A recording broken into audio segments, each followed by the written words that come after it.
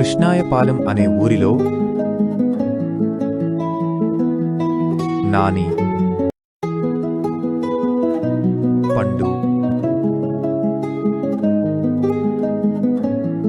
కవిత అనే ముగ్గురు స్నేహితులుండేవాళ్ళు.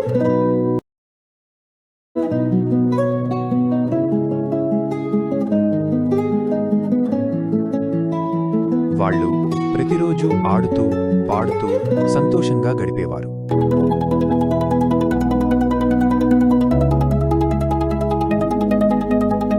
అలాగే ఓ రోజు కూడా అందరూ ఆడుకుంటూ ఉండగా కవిత, నాకు చాలా సమయం అయ్యింది, నేను ఇంటికి వెడతాను అని పండు నానిలతో చెప్పింది.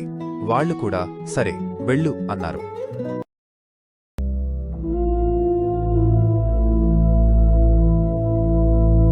ఇంటికి వెళ్లే దారిలో ఒక ముసలి వ్యక్తి ఆమెను చూసి, ఓ పాపా, ఎలా ఉన్నావు అని అడిగాడు. ఆ ముసలాయన ఒక కిడ్నాపర్ అని కవితకు తెలియదు. కవిత అతని దగ్గరికి వెళ్ళింది. ఆ ముసలి కిడ్నాపర్ తన సంచిలో నుండి ఒక యాపిల్ పండు తీసుకోమ్మా, ఇది తిను అని కవితకు ఇస్తున్నాడు. కాని కవిత, మీరు ఎవరో నాకు తెలియదు అని ఆ కిడ్నాపర్తో అంది. అప్పుడు ఆ ముసలి కిడ్నాపర్, నువ్వు చూడడానికి మా మనవరాలిలా ఉన్నావమ్మా అని కొన్ని మంచి మాటలు చెప్పి కవితను నమ్మించాడు. ఆ కిడ్నాపర్ మాటలు నమ్మి కవిత ఆ యాపిల్ పండును తీసుకుంది. ఇదంతా కొంత దూరం నుండి పండు, నానిలు గమనిస్తూనే ఉన్నారు. అప్పుడు కవిత ఆ యాపిల్ తిని తెలివి తప్పి పడిపోయింది.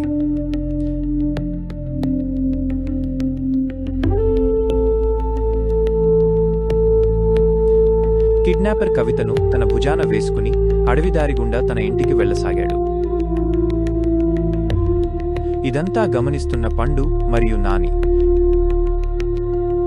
ఎలాగైనా తమ స్నేహితురాలిని కాపాడుకోవాలని అనుకున్నారు.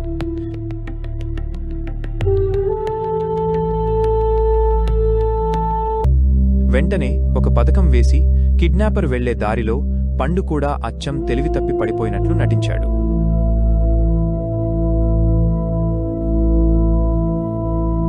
అటువైపుగా వెళ్తున్న కిడ్నాపర్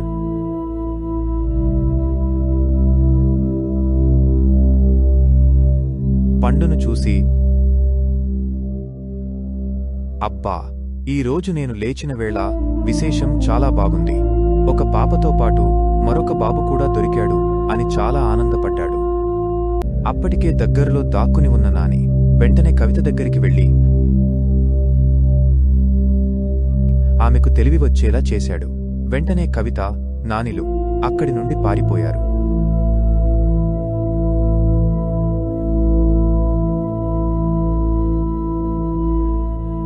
ఇదంతా గమనించిన పండు కూడా ఆ ముసలి కిడ్నాపర్ తన దగ్గరికి వచ్చేసరికి పారిపోవడం మొదలుపెట్టాడు. కిడ్నాపర్ ముసలివాడు కావడం వల్ల పండును పట్టుకోలేకపోయాడు.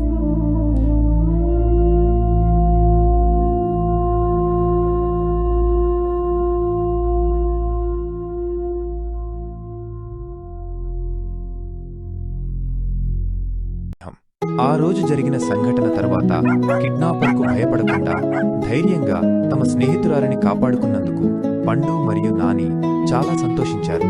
వారికి తమ స్నేహం గొప్పదనం మరింత బాగా అర్థమైంది. అప్పటి నుండి ఆ ముగ్గురు అంటే పండు, నాని, కవిత మళ్లీ ఎప్పటిలాగే ఆడుతూ పాడుతూ కలిసిమెలిసి సంతోషంగా ఉన్నారు. వారి స్నేహం మరింత బలపడింది.